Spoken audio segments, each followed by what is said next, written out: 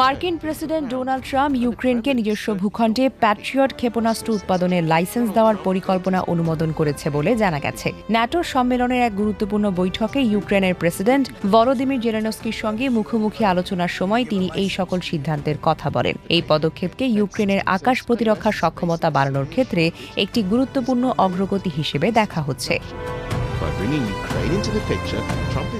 Patriot আকাশ প্রতিরক্ষা ব্যবস্থা বিশ্বের অন্যতম আধুনিক ও ব্যয়বহুল প্রতিরক্ষা প্রযুক্তি।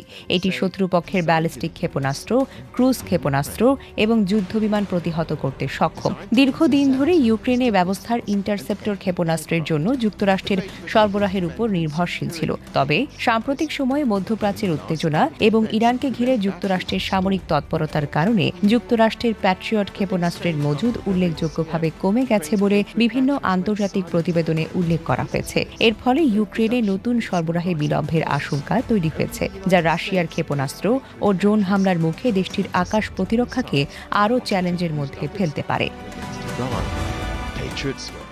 এমন পরিস্থিতিতে ইউক্রেনে স্থায়ীভাবে প্যাট্রিয়ট ক্ষেপণাস্ত্র উৎপাদনের অনুমোদন দেশটির প্রতিরক্ষা শিল্পকে শক্তিশালী করার পাশাপাশি বিদেশি সরবরাহের উপর নির্ভরতা কমাতে সহায়ক হতে পারে বলে বিশ্লেষকদের ধারণা। অন্যদিকে এই সিদ্ধান্তের তীব্র বিরোধিতা করেছে রাশিয়া। ক্রেমলিনের পক্ষ থেকে বলা হয়েছে, ইউক্রেনকে উন্নত অস্ত্র উৎপাদনের সুযোগ দেওয়া যুদ্ধকে আরও দীর্ঘায়িত করবে এবং শান্তি প্রতিষ্ঠার প্রচেষ্টাকে বাধাগ্রস্ত করবে। রুশ প্রেসিডেন্ট ভ্লাদিমির পুতিনের দপ্তর ট্রাম্পের এই পদক্ষেপের সমালোচনা করে অভিযোগ করেছে, এটি সংঘাত নিরসনের পরিবর্তে যুদ্ধকে আরও উস্কে দিতে পারে। বিশ্লেষকদের মতে, ট্রাম্পের এই সিদ্ধান্ত বাস্তবায়িত হলে ইউক্রেনের প্রতিরক্ষা সক্ষমতায় বড় ধরনের পরিবর্তন আসতে পারে। তবে এর ফলে রাশিয়া ইউক্রেন যুদ্ধ এবং বৃহত্তর ভূরাজনৈতিক উত্তেজনা কোন দিকে মোড় নেবে তা এখন সময় বলে দেবে।